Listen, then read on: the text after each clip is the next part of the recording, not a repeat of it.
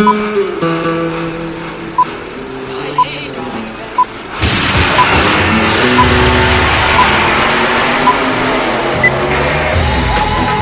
to the Reviews Without Remorse podcast with Joe and Dave. Be warned, the discussions in this podcast will contain detailed spoilers. For spoiler-free reviews of newly released films, please check out our channel Reviews Without Remorse on YouTube and VidMe. Enter at your own risk and enjoy the show. Welcome to the only show that will climb the Burj Hotel in Dubai. My name is David, and I work the computers. I do not hang off buildings. But the blue that is the glue to this show, a man willing to hang off the 130th floor of a building, Joe! What's going on, partner? A couple of things, which we'll get to, because this is episode 74. And in this show, we will discuss, after nearly 8 years of teasing, Marvel confirms a Black Widow movie and a director. About damn time. First official shots from DC's Aquaman and Shazam have appeared, and some leaked shots have shown off of a Black Manta. Will our costume commander like what he sees? We'll discuss. And then, strap yourselves in, ladies and gentlemen. We're back on the IMF trail as we review Mission Impossible Ghost Protocol. And how's things been, my man? Things are good. Things are very good. I'm excited to talk about this film. Yes, because we are getting closer and closer to the newest.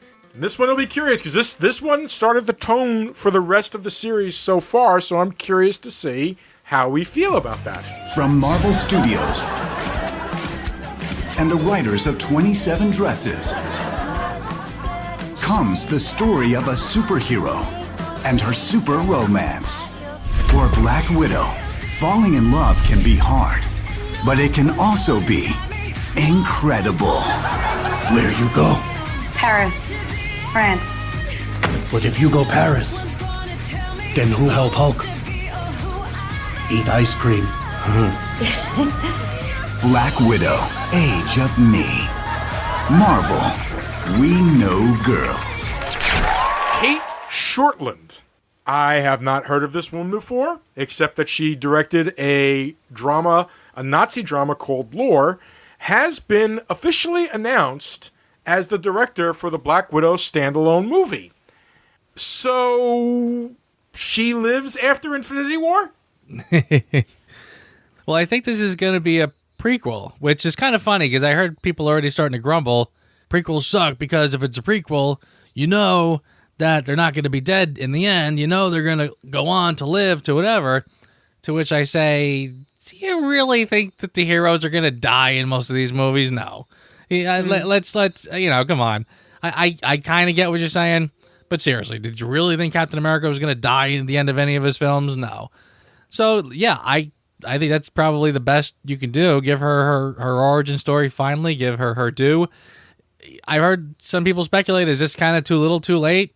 I don't think so. Again, I probably could have done this a lot sooner, sure. And I also kind of wonder why they chose now to do it. And I'm wondering, is it a combination of the fact that, there's not enough female lead movies, yada, yada. And I also wonder if last year's Red Sparrow, which was essentially Black Widow, did that have anything to do to finally get them to say, you know what, stop ripping off our stuff, we'll do it and we'll show you how it's done. So anyway, hey, it's still a Marvel movie. Until they drop the ball, I'm on board. I kind of agree with you on that one.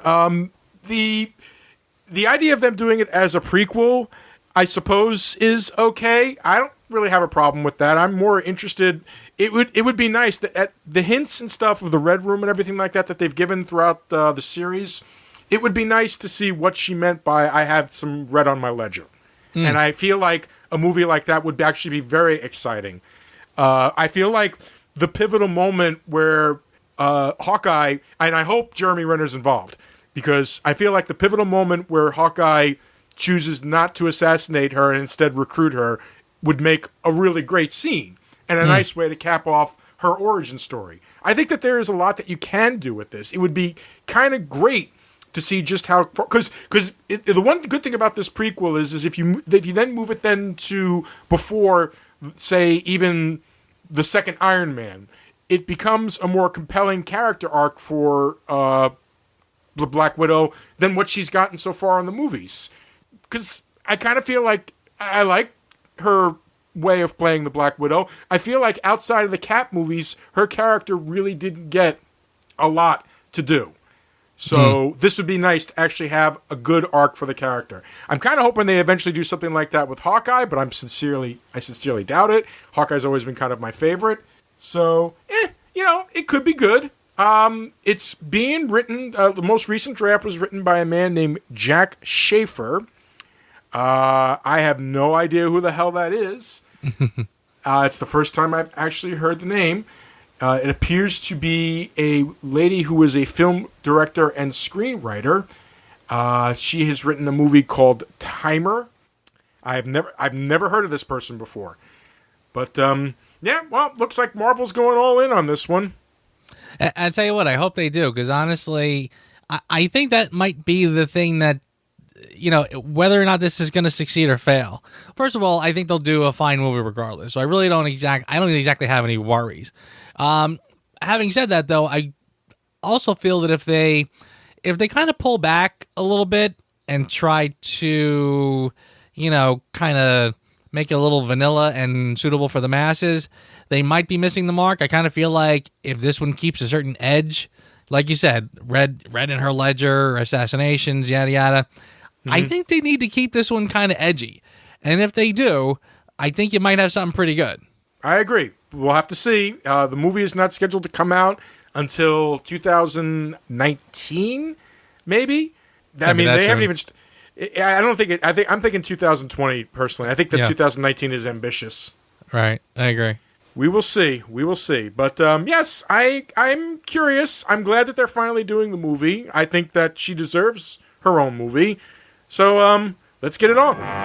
Chosen from among all others by the immortal elders Solomon, Hercules, Atlas, Zeus, Achilles, Mercury, Billy Batson and his mentor travel the highways and byways of the land on a never-ending mission to right wrongs, to develop understanding, and to seek justice for all. In time of dire need, young Billy has been granted the power by the immortals to summon awesome forces at the utterance of a single word. Shazam!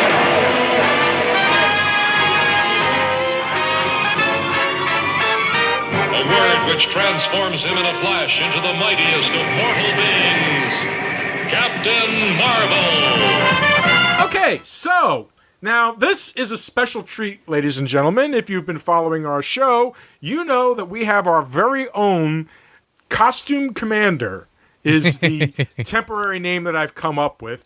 My good man Joe here, he is a stickler for the superhero costume, and I'm not blaming him. I am not judging him. I think he's got a lot of he has a lot of reasons for why he feels the way he does, and a lot of evidence supports his particular fetish, shall we say, for costuming. Now, the past week we've seen the new costume for Shazam, and then there was a leak of Aquaman's final costume, or at least one of his final costumes, and the Black Manta from the up-and-coming Black Manta movie. So we took a look at the pictures, and we're going to give it a little talking to. So, Joe, tell me, what did you think of the Shazam costume? I'm kind of wondering, is this your way of calling my bluff after the Shazam costume? Because I do have to admit, the Shazam costume was oddly spot on. Yeah, agreed. Like, kind of right out of the comics and the cartoons. I mean, this is more or less the same costume I remember from the 70s TV show. Yeah.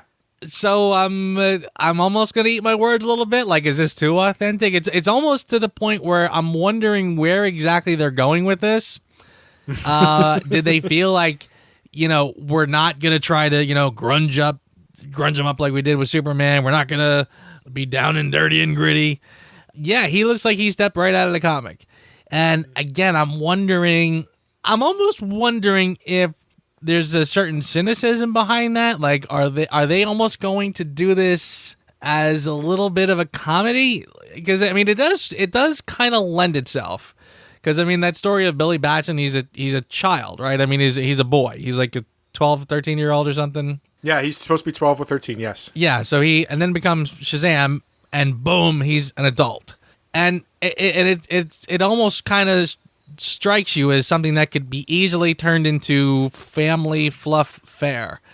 So I could see them kind of doing this in a kind of mocking way, where he's like walking around, look at me, I'm a superhero, yada yada. You're worried that it's going to be their answer to Deadpool, aren't you? But in a family way. I don't. Well, kind of, sort of, but almost a different animal. I mean, there's got to be. I'm trying to think of what I could compare this to, but something incredible, almost like, how about The Greatest American Hero? Believe it or not, I'm walking on air. I never thought I could feel so free. Oh, shoot. There's a comparison. I'm almost sort of wondering if there's going to be a tone like that, where it's very self-aware, very almost bordering on parody. That did make me a tiny bit nervous. I mean, and the scene, the one shot they had, he was like standing in front of a store, like it was almost like him and the other guy bought an ice cream or something. So again, that was sort of like, it's like, let's walk around and do stuff. Look at me, I'm a grown up. I can walk in the store and buy stuff or whatever. I don't know. There is something about it that makes me a little nervous. I mean, the costume does look good in terms of trying to match the comics. But yeah, I am kind of a tad skeptical. It's almost like I don't know if I can convince myself that they did this in a way to honor the character. I'm almost saying to myself, that costume looks too good. They have to have something up their sleeve. It's almost like they're waiting to kind of start mocking this and making it kind of silly.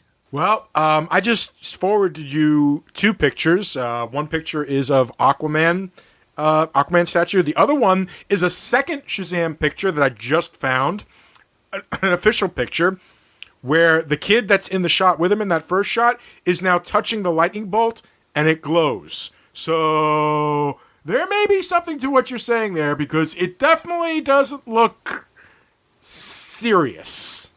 Yeah, right? I mean, what's with that? Yeah, I'm looking at it right now. Like I said, it looks very mocking. The costume itself looks just like the classic spandex costume. Oh, yeah. Yeah. Nothing really in the way of like contours or, trying to, I'm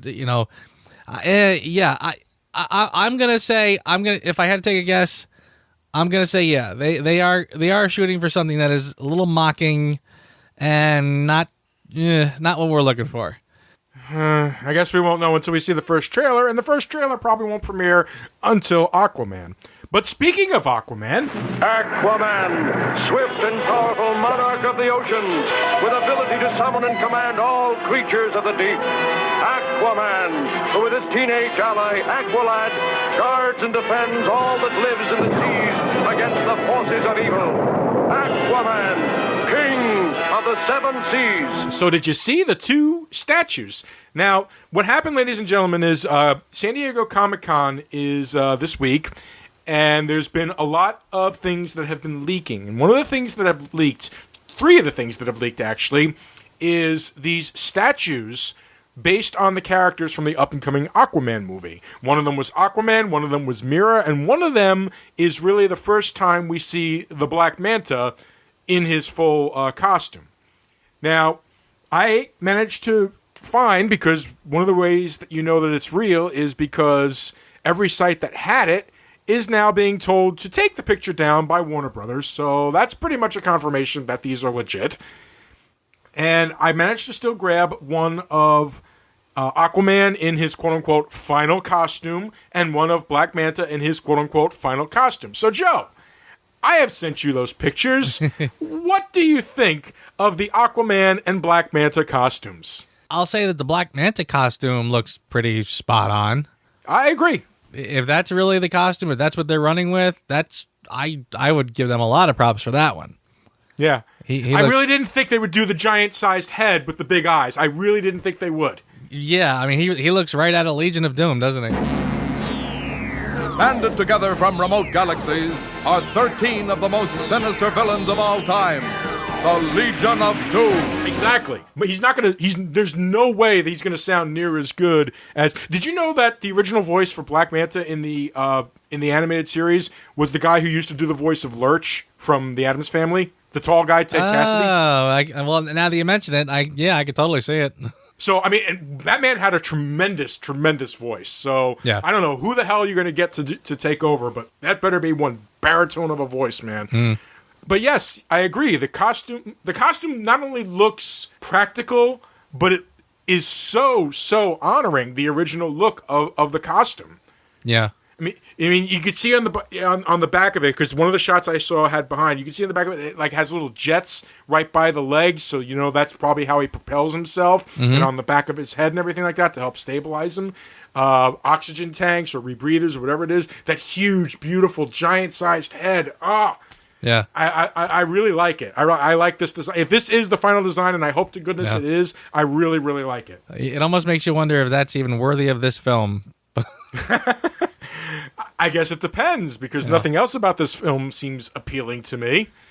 Yeah, no, it doesn't. And honestly, I'm looking at the statue that you sent, and I'm looking at if, again, I know you said that they had them pull this down, I guess. If I didn't know that, I would swear that this can't be. I would have said some fan must have made this, because it's him. I mean, he's still got the long hair and the beard, but he's basically wearing his orange and green costume.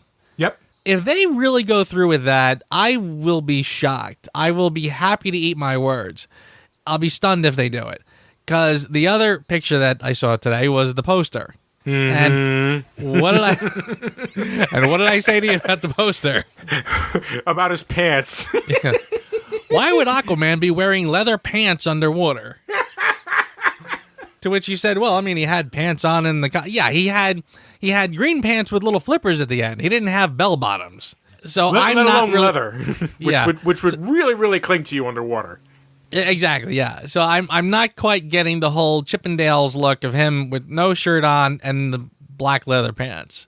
And that, to me, is exactly what they would put him in. Because that's how they would goof this up. He's my man. That's what we're gonna get from this incarnation of Aquaman. So of course he's gonna be wearing, again, Chippendales black leather pants. He's the only thing he's missing is the bow tie. So. Oh my God! I can't believe I didn't even think of that. Now it's stuck in my goddamn head. So yeah, if they somehow successfully segue him from, I mean, and I could be missing the point. This could be the filmmakers trying to backpedal and trying to somehow segue.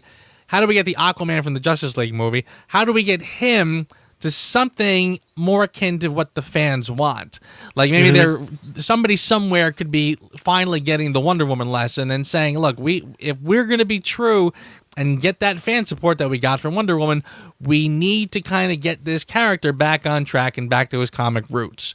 Right. So maybe that's the whole point. Maybe we're going to get him from the black leather chaps to the traditional Aquaman costume. So maybe. But like I said, if they can pull this off, I guess miracles can happen, but... Yeah, I'm not seeing miracles here. But you know what? We'll see it. We'll review it, because that's what we do. An hour ago, a bomb blew up the Kremlin. The president has initiated Ghost Protocol. The entire IMF has been disavowed. Now I've been ordered to take you to Washington, where they will hang the Kremlin bombing on you and your team, unless you were to escape after assaulting Brandt and me. But if any one of your team is caught, they will be branded terrorists out to incite global nuclear war. So what happens now? Your mission, should you choose to accept it. The IMF is shut down when it's implicated in the bombing of the Kremlin, causing Ethan Hunt and his new team to go rogue to clear their organization's name.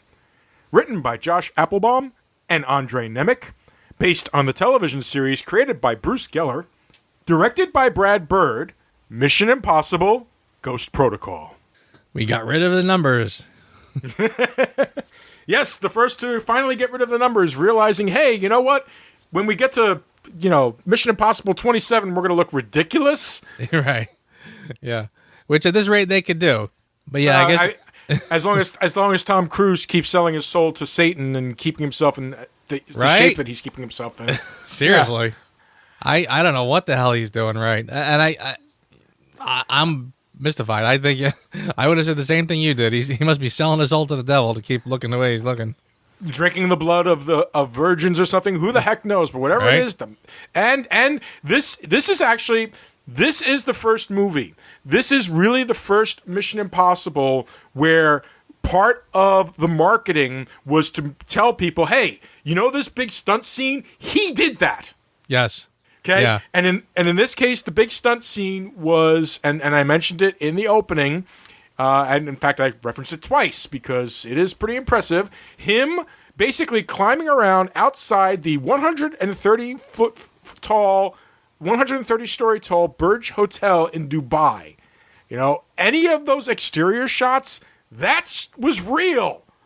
What is wrong with you, Tom Cruise? Seriously.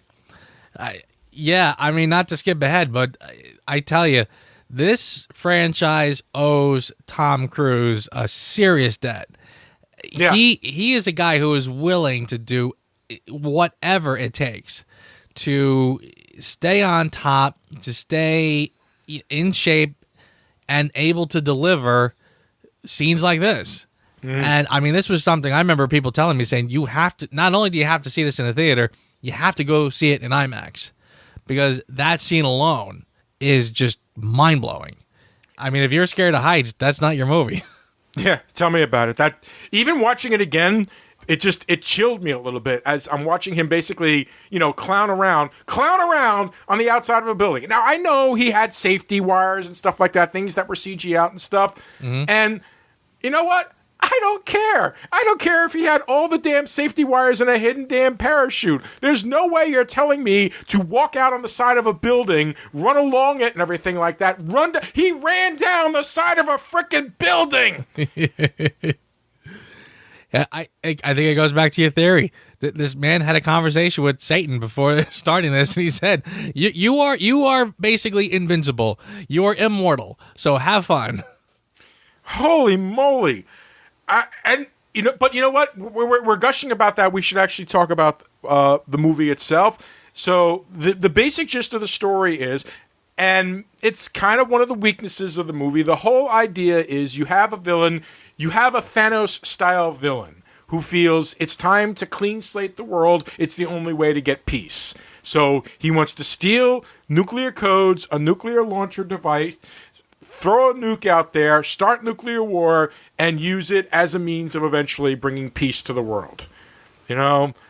As far as motivations of a villain go, but well played by Michael Nyqvist. Well enough played by him. The late Michael Nyqvist, unfortunately. He just recently died back in January 2017. As far as motivations go, it's fine. Simon Pegg has gone from being the man behind the screen to actually working the field. This is his first movie where he gets a field commission. I love the line in it, by the way, when he's like, "Oh, I passed my field exam," which translated directly into, "Oh, it turns out the audiences like me, so here I am." People like me. Here I'm here. Yeah. You have Paula Patton in the part of Jane, who is seeking revenge for the murder of what I assume is her boyfriend in the opening minutes of the movie, at the hand of Léa Seydoux, who played Sabine Moreau. Ethan Hunt is back. And now we also are introduced to the character of William Brandt, played by Jeremy Renner. Now, he plays a part in this and the next movie. And it is really... This is something that's going to bother me now, especially after his introduction. Because I'm about 90% sure that the part that Henry Cavill plays in Fallout was originally supposed to be Jeremy Renner's character. And I feel like we've now lost a emotional element of that character arc because of it. That's an interesting hypothesis. Yeah. Jeremy Renner's not in this one, huh? No, he had to make a choice. He was either in Avengers or he was in Mission Impossible. He chose to be Avengers. Now that's, you know what? I'm going to say something I never thought I would ever say, but actually I think he made the wrong choice. I'm feeling that myself. That was when I had forgotten about his introduction to his character and his connection to Hunt and everything like that. So as I was watching this, it was like, holy smokes. If he really was supposed to be the Cavill character, I kind of feel like he did make the wrong choice. I feel like maybe he should have stuck with Mission Impossible, because I would have liked to have seen that confrontation. Because then now that whole introduction to him when Hunt is figuring out who he is, and that scene where he takes the gun from him and Renner just kind of like palms it right out of his hand and points at it, that's like foreshadowing of like 10 degrees if that was the case. Who are you really, Brent? What are you asking? What am I asking? Let me see if I can put it another way.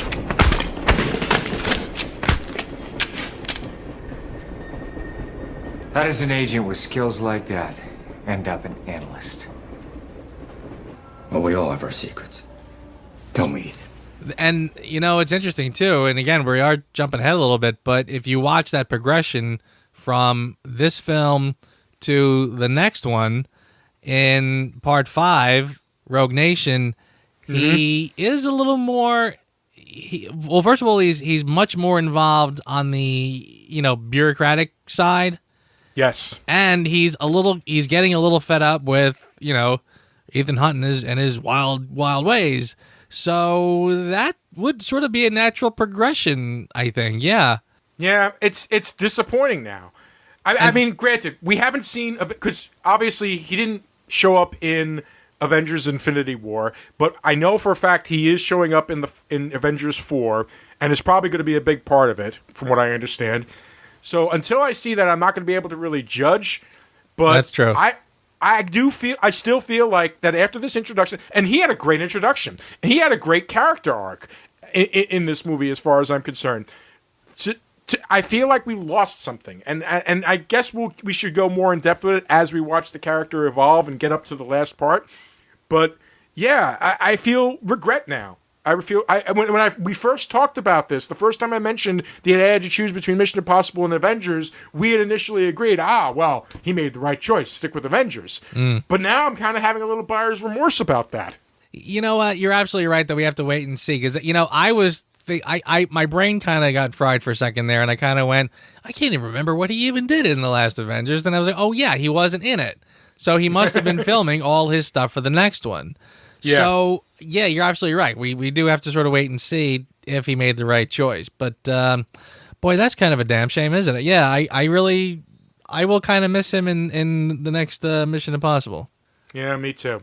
Yeah, I thought he did fine. I thought he was good. I thought the way that he was kind of like awkwardly working himself into the group, I thought that worked. I thought that all the characters worked in their own way. I felt the settings were great, that the story was strong but not too over the top.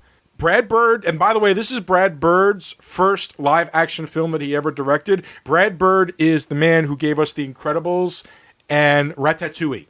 Those were his big four. Oh, and The Iron Giant. That is something else. That this was his first live action film. I'm kind of wondering again, is Tom Cruise secretly directing these films? Why do you say that? Because he has. I mean, I know he's very, very involved in the filmmaking process, and I know he's part of the creative.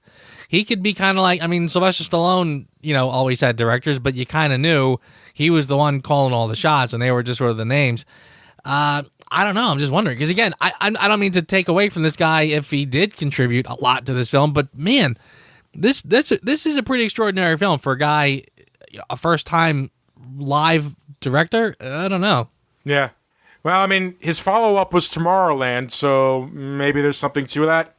There you go, which frankly is a little more in his original forte. I mean, that's like a cartoon, just a live-action cartoon. Yeah. I don't know. I have my own personal opinions about Tomorrowland. I don't think it's quite the cinematic abortion as some people make it up to be. It's not the greatest flick, but you know what? We can talk about that another time.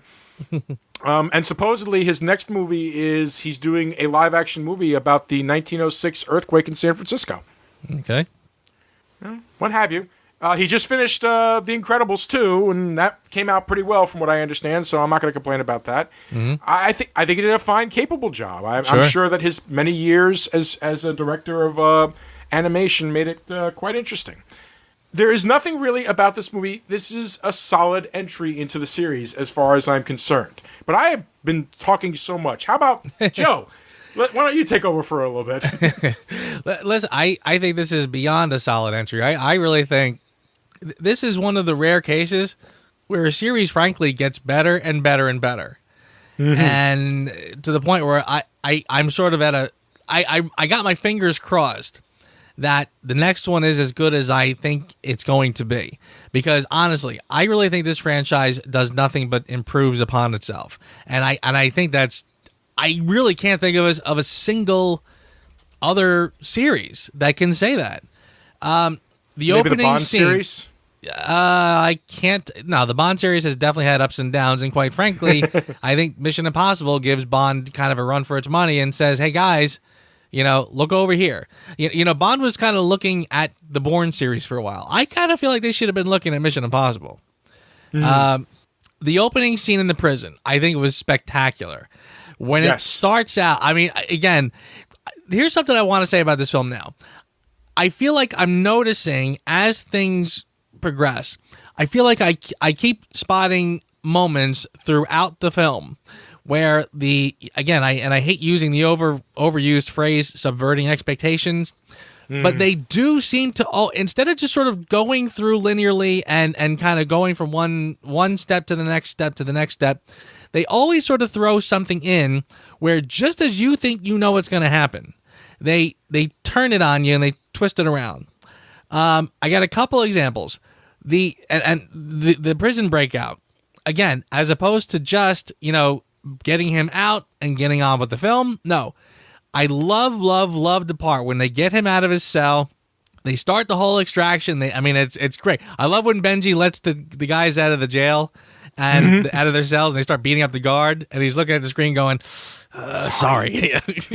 Love that. But the part when Tom Cruise stops and starts running the other way and starts looking at the camera and doing the little, the hand gesture, like open the door. Yeah. And Benji's screaming. I was like, no, go the other way. He's like, and then he just like sits there. I was cracking up at that point. I'm already giggling, like full blown laughing out loud when he like just puts his arm on a thing and says, "Okay, I'll wait." That's great. They really do such a great job with that. And I love, by the way, when they go all the way out to the end, and just as right before the credits are about to roll, he looks back and says, "Light the fuse." I love that line. What a great kickoff, And again, it's just self-aware enough that's like, it's a wink. Let's get this thing going, and so this thing starts off tremendously. But I want to talk the part when they're in the Kremlin, right? When he, abort the mission and they run out.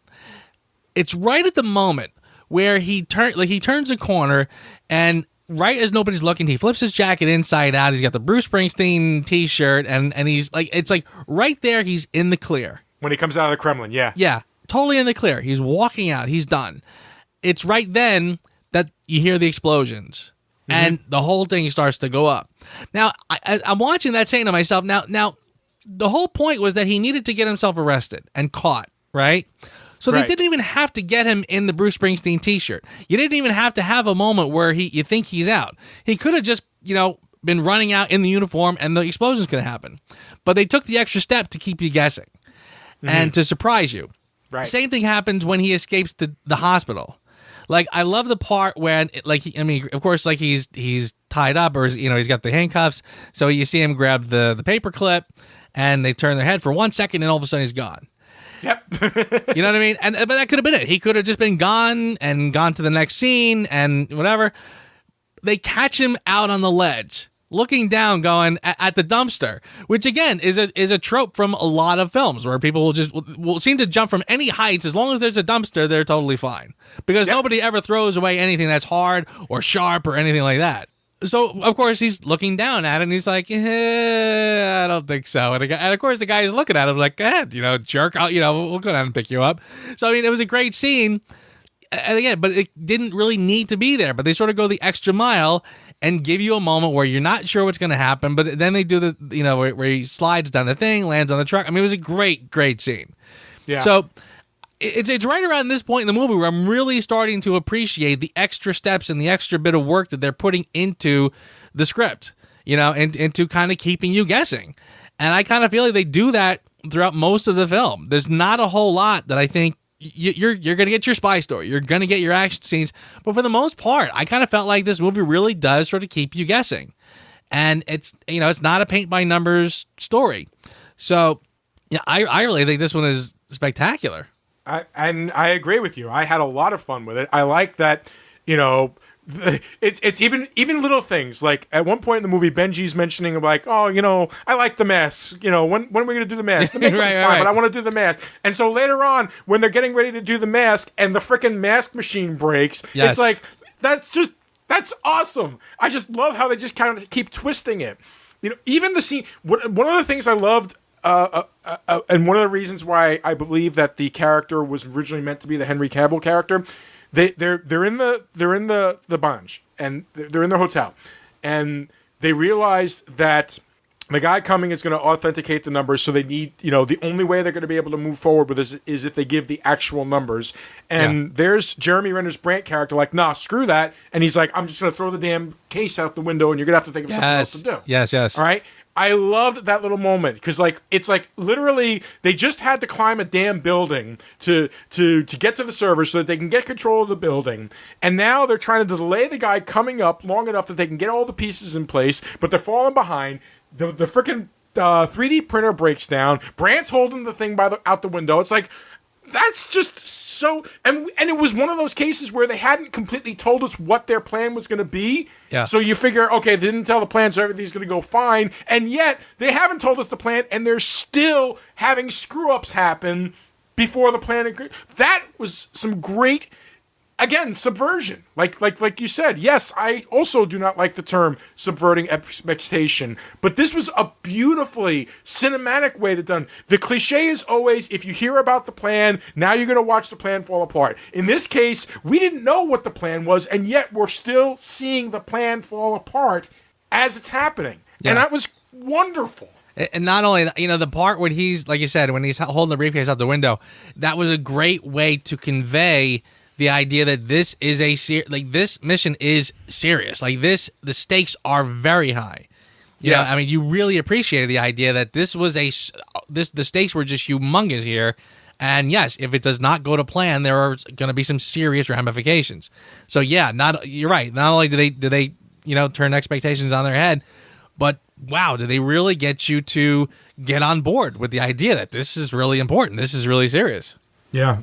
In so many ways, they just it's a very, very fine, excellent. It's a tonal shift from the previous. The previous movie was in 2006. This movie came out in 2011. So we're talking about a 5-year wait before this movie came out, and not a complete tonal shift. Whereas the first one was lighthearted and seemingly a little more interpersonal, everything like that, and had that wonderful performance by Philip Seymour Hoffman. This one, I wasn't too happy with the villain in this one as much. I still enjoyed the performance as much as it was. I just kind of felt his motivations weren't too solidly demonstrated.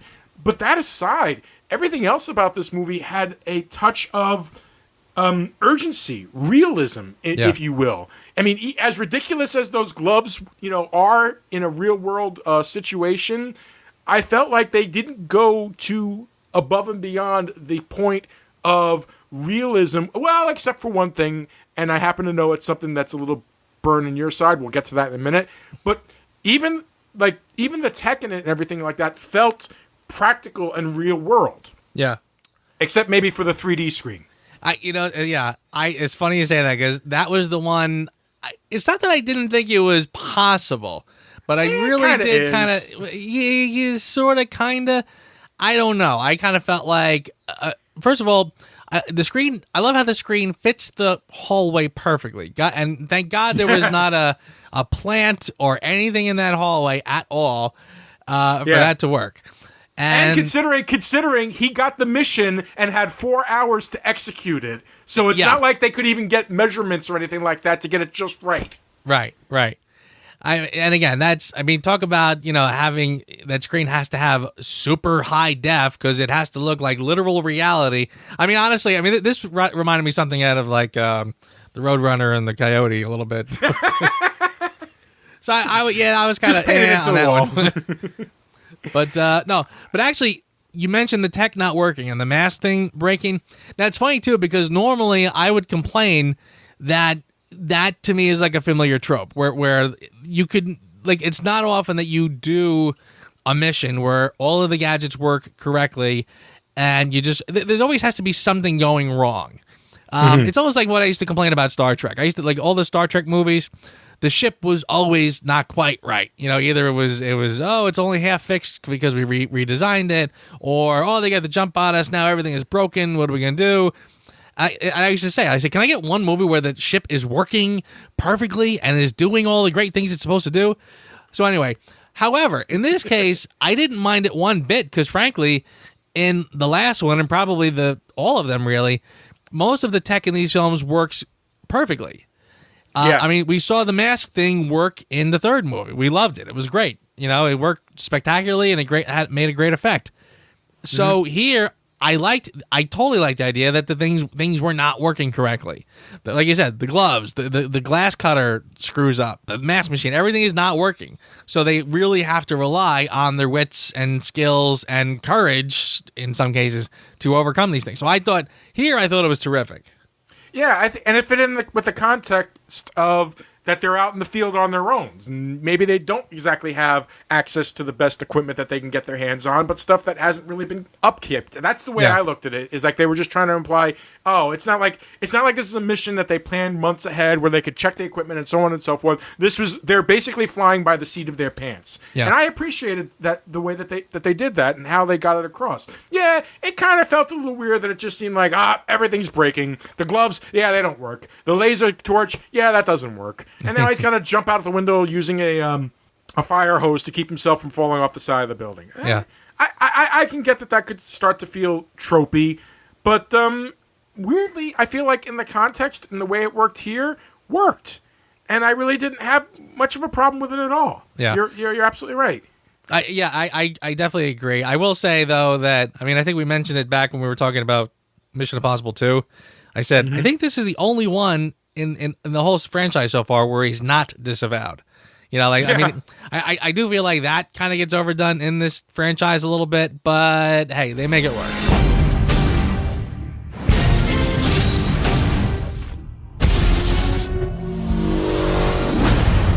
Well, first of all, because he was only disavowed because of what happened with his wife, which I thought was a nice little side character introduction thing.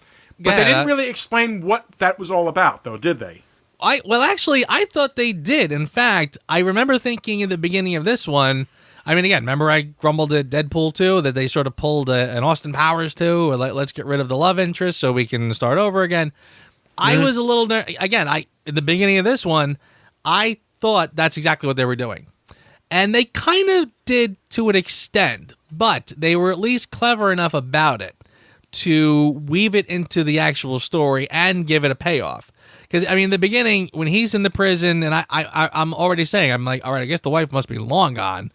And they you hear like little mentions about, I think Benji says, I'm sorry about your wife and everything, like right in the middle of the scene with the fake wall. And Tom Cruise looking at him and he's like, now? Really? So yeah, there was mentions about the wife. And I was like, okay, well, at least they didn't completely just blow it off like it never happened. But then I thought the twist with Jeremy Renner talking about how he was assigned to protect Tom Cruise and his wife, and the wife got killed. I thought that was a pretty interesting little wrinkle.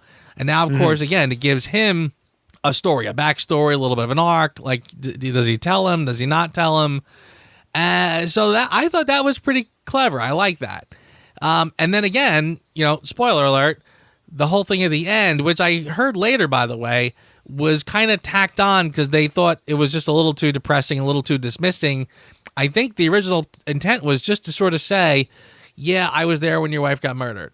And okay, well, I won't hold it against you, and it's okay. But the added twist of the wife actually sort of showing up and being around, that I heard was kind of tacked on as almost like focus group thingy. I don't know if they actually got as far as a focus group, but somebody somewhere decided it was too grim. So let's throw another twist in there, which is good because again, this movie is based on twists more or less. The idea that the wife is actually still alive was pretty clever. I liked it. I almost felt like by the time they're doing that, it was almost like I felt like the movie was running 5 minutes too long, or it was almost like it was like I'm finally starting to feel that okay, it's over. Let's get on with it. But get on with it. Get on with it. Yes, get on with it. Get on with it. But I did like the idea that the wife was actually still alive, and Jeremy Renner. Now we're cool because whatever. So yeah. I almost felt like when that happened, it was almost like when Jeremy Renner says, "Okay, so we're good." Tom Cruise says, "We're good." I almost felt like you should actually be apologizing to him because you made this poor guy feel like crap for the last couple of years. I think he more or less threw his career away because he thought your wife got killed. I don't think he knew that part. Or at least I'd like to think he didn't know that part. I hope to goodness he didn't know that part because that would be kind of a real, dick move on the part probably never of put Ethan two and Hunt. two together. Yeah. So yeah, I mean, that's what I'm thinking. Yeah. So no, I don't know if it was focus group. I'm kind of glad if it was whether it was focus group or whether it was just a last minute decision or if it was planned. Whatever it was, I'm kind of glad that they didn't destroy that.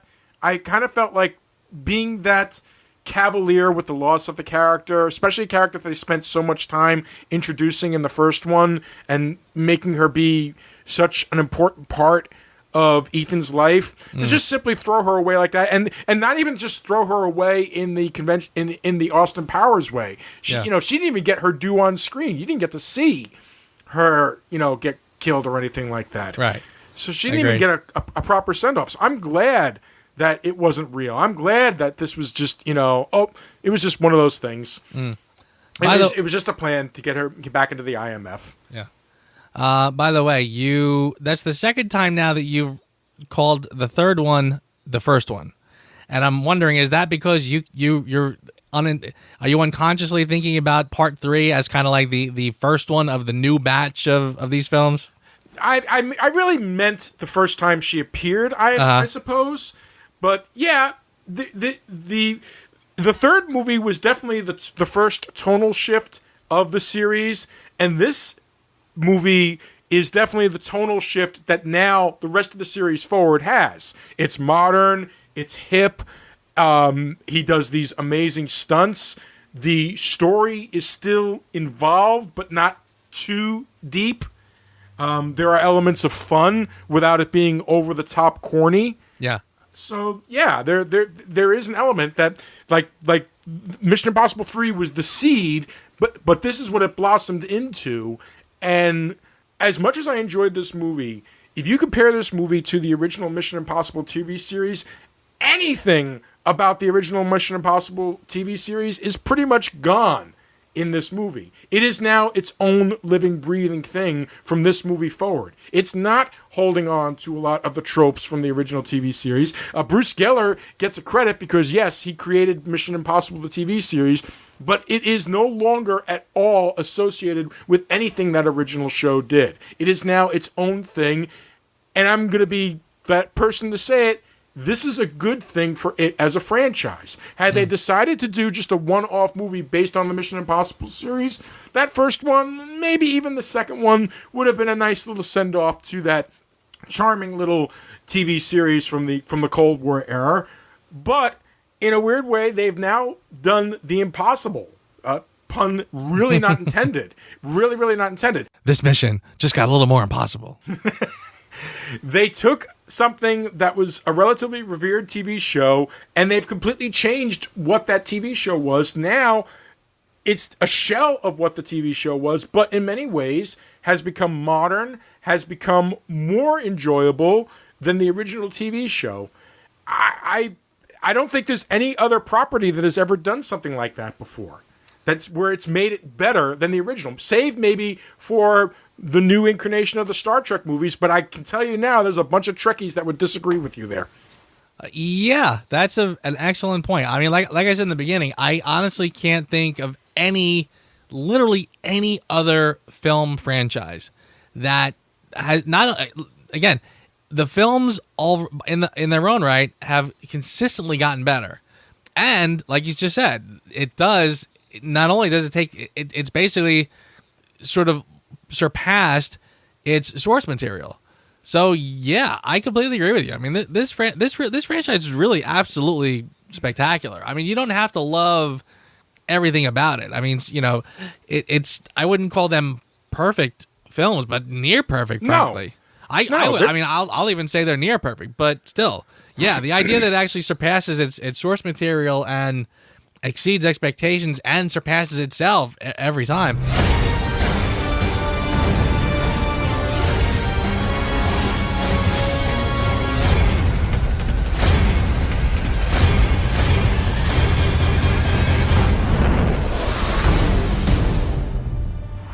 Okay, this is a slight wrinkle. We're going to have to go into the server room from the outside. We? I'm on the computer. The only things I wanted to mention, too, by the way, because I know we're getting close to our magic time. Yes, we are. The car chase is spectacular. Mm-hmm. I really thought that was awesome, the way they did that. That whole sort of, sandstorm part was really good. The geography was great. One of the things I love about it is how he's looking at his phone. He's looking at the GPS map or whatever, where the cars are. Mm-hmm. And the cars would sort of turn. And, I mean, basically, the whole geography was perfect. Like, you could really see and tell exactly where everyone was. So that really worked out well. And the other one, the finale at the car garage, excellent. Oh, yes. Very well done. That was also very well done. Although I'm not 100% sure I buy that guy taking on Tom Cruise and, standing toe-to-toe with him. Yeah. But... Well, that's always the trope. That the hero is beaten. The Bond films are notorious for this, where by the time the ending comes, the hero is so beaten down that the schlubby old villain now can square off and take on Bond or Ethan Hunt. But yes, Joe, you brought it up, so I am going to definitely be the one to mention it. It is time to score this sucker. So, Joe, Mission Impossible Ghost Protocol out of 10. I'll tell you what, you might be surprised mildly. I scored this pretty high because honestly, I think this film is really aces. And again, like I said, the fact that it can keep building upon itself and keep outdoing itself in every way, frankly, is really just amazing to me. And I honestly, for the life of me, don't have a lot to criticize. In fact, I struggled mildly to come up with my Who Asked You. So I am going to give this sucker a 9. Whoa! Wow, you didn't even come out of the gate and give Infinity War a 9, but all right. I know, I'm telling you, it's... You never need to apologize for your scores. If you decide you want to go back to it, that's completely up to you, always. Frankly, I don't see anything wrong with thinking that. These are movies that know what they are. They're not... And ladies and gentlemen, this is the difference between a Mission Impossible movie and a DC Cinematic Universe movie. Because the difference is whereas the movies in the DC seem to tend to take their time to apologize to the audience and be like, yes, we know we're a superhero movie. We're sorry. These movies embrace it. They don't apologize for it. They're happy with what they are. They know that they're relatively silly and over the top with the action, stuff like that, but they still tackle it as if we know it's silly, but you know what? We're going to try to make it as exciting as possible. And they do. So that 9 is absolutely deserved. I also gave it a 9 because I enjoyed the ever-living hell out of this movie more than I even thought. I honestly was sitting there, I was like, oh, I got to watch this one. It's like, I don't remember if I like this one or not. And as I'm rewatching it, it's like, well, you know what? This movie benefits from the real dreck of quote-unquote action and spy movies that we have gotten over the past, coming on nearly 10 years. And I kind of feel like all those movies need to learn something from this. Even the most recent Jason Bourne movie kind of forgot who the hell it was all about. Sure did. So, yeah, these movies don't forget what they are. They revel in it.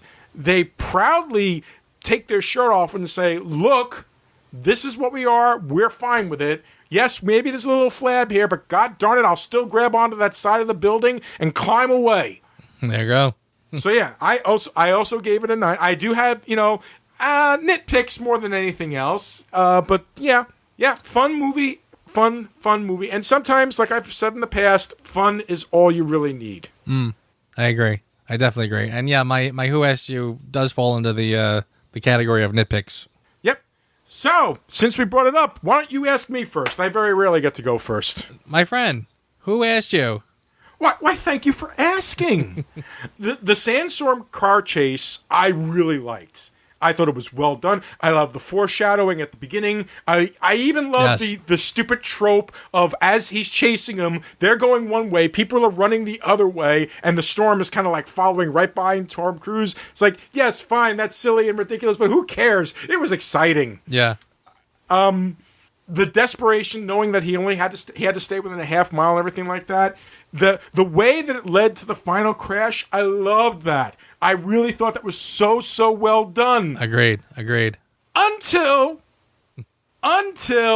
head-on collision, car flies through the air, smashes down, and in a great directorial shot of Tom Cruise getting up, running over the car, and basically being within like 10 feet of the car, gets to the driver's side, there's an airbag deployed, and the 50-year-old man is already gone after his car just flipped over. No. And I know we're talking about a movie where he had super gloves that gave him Spider-Man-like ability on the side of that damn hotel, but I'm just saying, like, even the slightest delay between...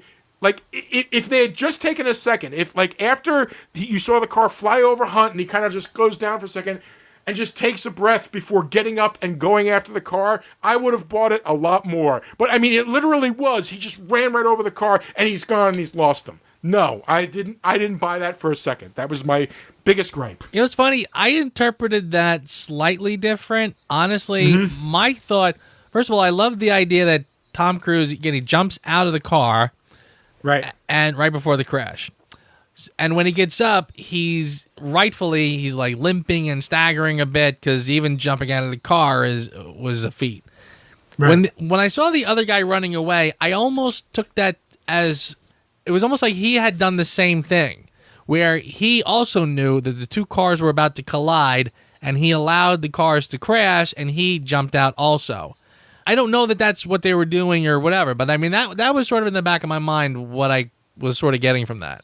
Except the physics on that don't work. If he had abandoned the car beforehand, basically, Tom Cruise got out and he got into the path of that one car, which means that he also had to be in the other path of the other car, and he had to be about 50 or a couple of yards further down from Tom Cruise. The way the camera worked was when he got to the car, he looked... The car was behind where Tom Cruise was. And Tom Cruise ran over to the car, and he realized it was empty, and then he looked still further behind him, and that's when he saw him running towards that truck. So no, I didn't take that as that way at all.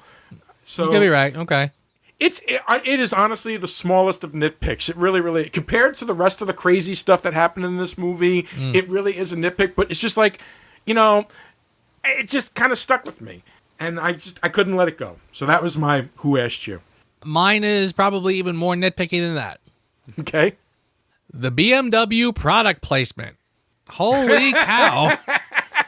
Every time I turned around, not only is there BMWs everywhere, but you had the nice BMW from the one chase. Then you had the super duper souped up BMW that pulls up to the party. Then you have BMWs galore in the garage. Not only do you have BMWs everywhere, but you had 2 airbag scenes. 2 full-blown scenes with the airbag. I'm like, all right already. I get it. It's a safe car. Like when he actually gets in, straps himself in, and drives it off the edge in the garage, and the airbag saves him, I'm like, I get it. A BMW is a safe car. So and they even reference it. It's like, oh, you fell 100 meters and you survived. Yeah. That's some car. Seriously. So yeah, that was my little nitpick. The other one I was remotely thinking about was the scene you were talking about when the car chase in the sandstorm. There's a scene where Tom Cruise is on top of the car. He's reaching in, and he's wrestling with the guy or whatever, and he pulls off part of the mask. He falls off. He's got the mask in his hand, and then of course he runs off, and then as he's getting onto the truck and taking off, he pulls the mask off and throws it, almost like, haha, see, I was the other bad guy all along. Yeah. I remember thinking to myself, I didn't quite get that, because it was almost like later in the film when I saw, like, he's wearing the mask to look like his own henchman. That henchman actually existed, right? Right. Yep. What was the point of wearing the other mask then? I don't know. I didn't. That didn't make any sense to me. Like, if I'm gonna, you know what I mean? Like, I'm gonna disguise myself as the only other person in my evil organization. Yeah, that didn't make a whole heap of sense there. No, I agree with you on that one. That was weird to me as well. I didn't understand the logic behind it, but whatevs. You know? Yeah. What can you do?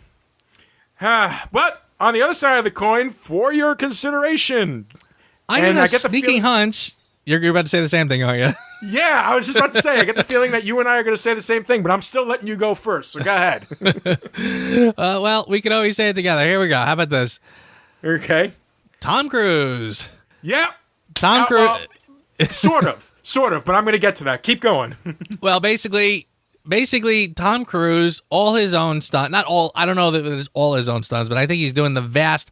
I mean, if he's hanging off the Burj Khalifa, I'm sure he's doing the majority of his own stunts. There's probably some other things here and there that somebody else is jumping in for, but holy cow!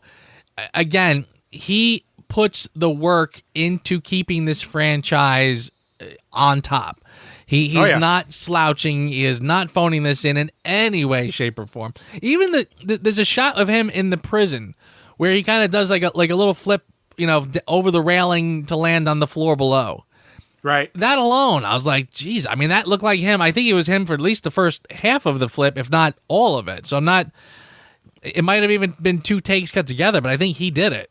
So I think so too. Yeah. You know what I mean? But I really feel like he is doing a lot. Now, I can't say this for everything, because I know, like, the second Jack Reacher, I love the first Jack Reacher. The second one, I understand, was a disappointment. I heard it was so bad I didn't even bother with it. Mm-hmm. So I don't know that I don't know that he is the secret sauce in everything he's doing. But I mean, for the most part, the films he does are pretty spot on. They're pretty damn good. And this franchise is, again, I can't fault this franchise at all. Even if it's a little wobbly getting started, it only gets better. So, and I think he is a huge part of that. And again, the over-the-top stunt pieces that are in these films are just phenomenal. So I have to give it to him. You definitely tip your hat to the man. He definitely deserves it. Mm-hmm. When I say similar, I wrote the following. The series works better when the stunts and action are real and not CGI trickery. The Burj Hotel stunt is one of the most thrilling scenes in the series up to this film. I truly, truly believe that the minimalization and working mostly with practical visual effects and practical stunts is this series' biggest asset. So, in a way, I'm agreeing with you. The fact that Cruise insists on doing his own stunts and making sure people see that he's doing his own stunt is an asset to this series and makes it unique as far as I'm concerned. Absolutely. So yeah, we're on the same page. I'm not giving Tom Cruise completely all the credit, because there are still some amazing stuntmen that do amazing falls, amazing prats, and everything like that. And I'm going to say this. I mean, we don't have a lot of respect for the Academy of Motion Picture Arts and Sciences anyway, so it's not like I'm going to start giving them any respect. But hey, guys, you know what? The fact that there is not a category for best stunt work in a Hollywood movie is criminal in this day and age. Criminal, as far as I'm concerned. I agree with you. There's a part of me that can already see what the counter argument for that would be. In that, do we really want people competing to outdo each other in these stunts to get Oscars? Like I said, that could be the counter argument. But yes, you are absolutely correct that the stunts that they do in these films absolutely positively should get serious acknowledgement. The fact that we don't know the names of most of the stunt people doing some of these over-the-top stunts, that is a problem. Yeah. You know what I mean, as a film buff, I can say that I know a lot of them, but otherwise, I would not know who some of these guys are. I mean, if you're not really looking, you wouldn't know. And these guys deserve a ton of credit. They do a lot, and they risk their lives. And we've had stuntmen in the recent years die from doing some of these stunts. So yeah, the lady from Deadpool 2 who died in the motorcycle crash. Yeah, it's a dangerous business, and they don't really get their due. Yeah, and these movies are one of the few movies out there that still really, really rely on their use. So yeah, tip my hat to the stunt coordinators, to anybody who's ever had to jump off the side of a building. Bless you. Amen. And for goodness sake, stay safe. Your line's not long enough! No shit!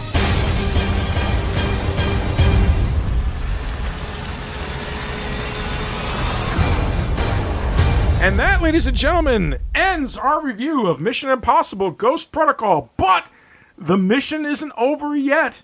Because even the end of this movie teased the Syndicate. Yes, it did. Almost to the point where this part 4, 5, and 6 seem to be forming a pretty, part of me want to say a loose trilogy, but maybe not even that loose. I'm okay with that. I like the idea that they're, hey, everybody's trying their best to try to get, like, quote-unquote, world building and cinematic universes. Let the Mission Impossible series show you how to do some world building, ladies and gentlemen. Yeah. Because these movies are leading into each other in a nice way. It is a shame that we're not going to get the final part, which I'm pretty damn sure that the Henry Cavill character was supposed to be Jeremy Renner's character. I am damn sure that it was supposed to be. And would have made such an amazing emotional scene in the third movie had it happened. But, hey, that's life. Agreed. You know, there's not a lot of movies that... I remember the Bourne series right around the third one. I could not wait to see that film because, again, the quality had been so spectacular up until that point, so you knew you were going to get a good film. Right. I'm feeling very similar here with Fallout. I absolutely cannot wait for it because, again... This series is stellar. Solid across the board. Spoilers, I will be raving next week as well. Yes, because next week is Mission Impossible Rogue Nation, the second in the, shall we say, 21st century Mission Impossible movies, I guess. Mm-hmm. We'll be looking forward to that.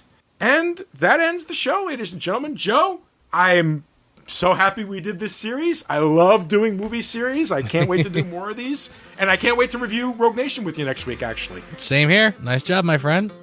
And yourself, sir. And yourself. Always give yourself credit. You never do. Thank you, sir. I will see you here next week. Next week, ladies and gentlemen. Have a good night. Thanks for listening to the Reviews Without Remorse podcast with Joe and Dave. Join us here every Thursday for a new episode. And be sure to check out the Reviews Without Remorse channel on YouTube and VidMe for spoiler-free reviews of new releases, as well as in-depth discussions of current and classic cinema. If you enjoy this podcast, please consider becoming a patron. You can find our page at patreon.com. As little as $1 a month goes a long way.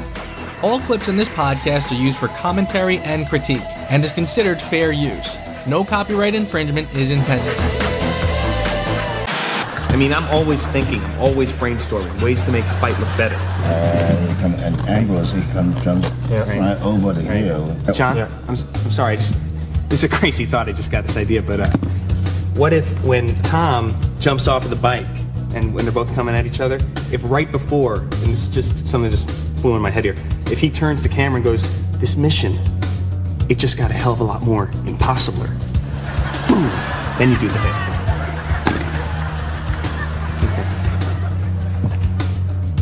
But we'll think about it. Go away.